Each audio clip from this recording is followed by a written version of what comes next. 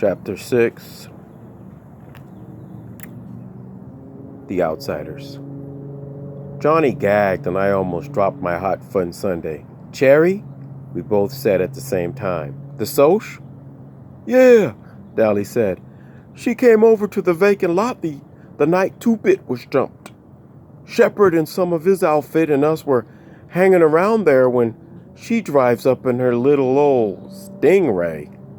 That took a lot of nerve. Some of us was for jumping her then and there, her being the dead kid's girl and all, but Two-Bit stopped us. Man, next time I want a broad, I'll pick up my own kind. Yeah, Johnny said slowly, and I wondered if, like me, he was remembering another voice, also tough and just deepened into manhood, saying, next time you want a broad, pick up your own kind. It gave me the creeps. Dally was going. She said she felt that the whole... Gotta be the whole thing. She felt that the whole mess was her fault, which it is, and that she'd keep up with what was coming off with the Sochers in the Rumble and would testify that the Sochers were drunk and looking for a fight and that you fought back in self-defense. He gave a grim laugh. That little gal sure does hate me. I offered to take her over to the Dingo for a Coke and she said no thank you and told me where I could go in very polite terms. She was afraid of loving you, I thought. So Cherry Valance, the cheerleader, Bob's girl, the Soch, was trying to help us? No, it wasn't Cherry the Soch who was helping us. It was Cherry the dreamer who watched sunsets and couldn't stand fights. It was hard to believe a Soch would help us, even a Soch that dug sunsets. Dally didn't notice. He had forgotten about it already. Man, this place is out of it. What do they do for kids around here? Play checkers? Dally surveyed the scene without interest. I ain't never been in the country before. Have you two? Johnny shook his head, but I said, Dad used to take us all hunting. I've been in the country before. How do you know about the church? I got a cousin that lives around here somewheres. Tipped me off that it'd make a tough hideout in case of something. Hey, Pony Boy, I heard you was the best shot in the family. Yeah, I said.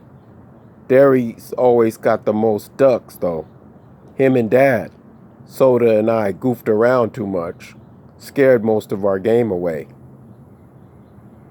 I couldn't tell Dally that I hated to shoot things.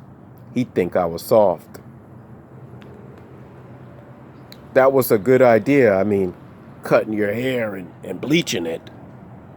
They printed your descriptions in the paper, but you sure wouldn't fit 'em now. Johnny had been quietly finishing his 5th barbecue sandwich, but now he announced, we're going back and turning ourselves in. It was Dally's turn to gag. Then he swore a while. Then he turned to Johnny and demanded, why? I said we're going back and turning ourselves in, Johnny repeated in a quiet voice. I was surprised, but not shocked. I had thought about turning ourselves in lots of times, but apparently the whole idea was a jolt to Dallas. I got a good chance of being let off easy, Johnny said desperately, and I didn't know if it was Dally who was trying to convince or himself. I ain't got no record with the fuzz, and it was self-defense. Pony Boy and Cherry can testify to that, and I don't aim to stay in that church all my life. That was quite a speech for Johnny. His big black eyes grew bigger than ever at the thought of going to the police station, for Johnny had a deathly fear of cops. But he went on. We won't tell that you helped us, Dally, and we'll give you back the gun and what's left of the money and say we hitchhiked back so you won't get into trouble, okay? Dally was chewing the corner of his ID card, which gave his age as 21 so he could buy liquor. You sure you want to go back? Us greasers get it worse than anyone else. Johnny nodded. I'm sure. It ain't fair for Pony Boy to have to stay up in that church with Derry and Soda worrying about him all the time. I don't guess. He swallowed and tried not to look eager. I don't guess my parents are worried about me or anything.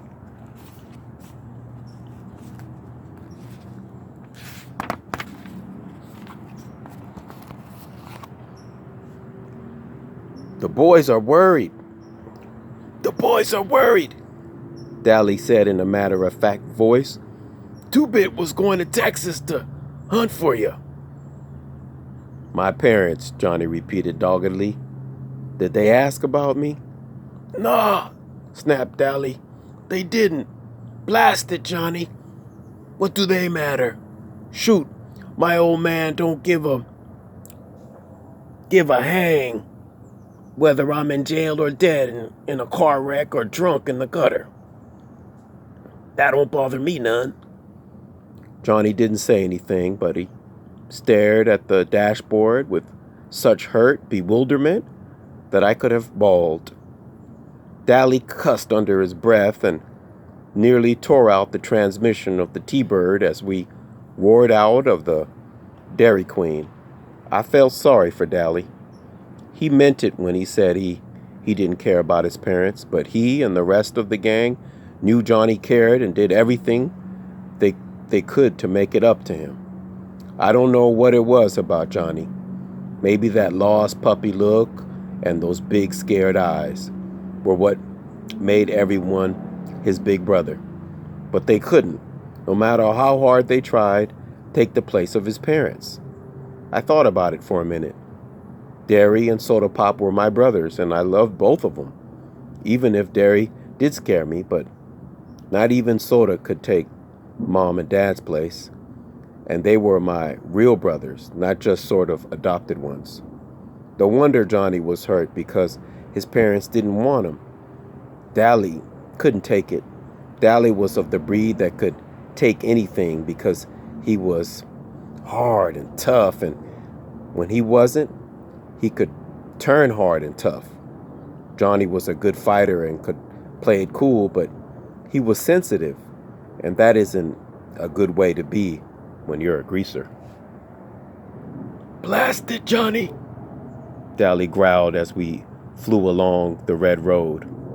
Why didn't you think of turning yourself in 5 days ago?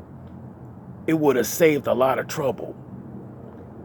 I was scared, Johnny said with a conviction. I still am.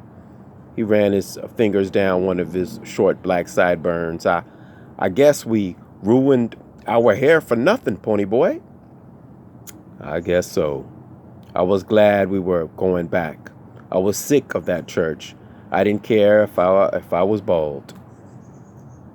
Dally was scowling, and from long and painful experience, I knew better than to talk to him when his eyes were blazing like that. I'd likely as not get clobbered over the head. That had happened before, just as it had happened to all the gang at one time or another. We rarely fought among ourselves.